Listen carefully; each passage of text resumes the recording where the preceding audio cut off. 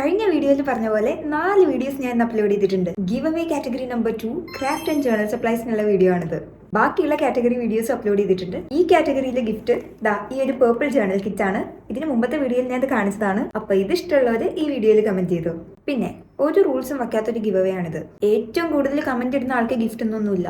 ഏതെങ്കിലും ഒരു random comment പിക്ക് ചെയ്തിട്ട് ആ ആൾക്കാണ് ഗിഫ്റ്റ് കൊടുക്കുക. പിന്നെ കുറെ കമന്റ്സ് ഇട്ട് കഴിഞ്ഞാൽ കിട്ടുമെന്ന് വിചാരിച്ച് റാൻഡം കമന്റ്സ് ഇട്ട് കഴിഞ്ഞാൽ അത് നമുക്ക് ഫിൽറ്റർ ചെയ്യേണ്ടി വരും. എല്ലാ വീഡിയോസിലും കുറെ കമന്റ്സ് ഇടാനും സബ്സ്ക്രൈബ് ചെയ്യാനും ഷെയർ ചെയ്യാനൊന്നും ഞാൻ പറഞ്ഞിട്ടില്ല. കിട്ടണം എന്ന് ആഗ്രഹമുള്ള പ്രോഡക്റ്റിന്റെ വീഡിയോയിൽ ഒരു കമന്റ്, ഭാഗ്യം ഉണ്ടെങ്കിൽ നിങ്ങൾക്കത് കിട്ടും, ഇല്ലെങ്കിൽ നെക്സ്റ്റ് ടൈം. ഇത് ജസ്റ്റ് ഒരു ഭാഗ്യ പരീക്ഷണമായിട്ട് കണ്ടാൽ മതി. Don't take it serious.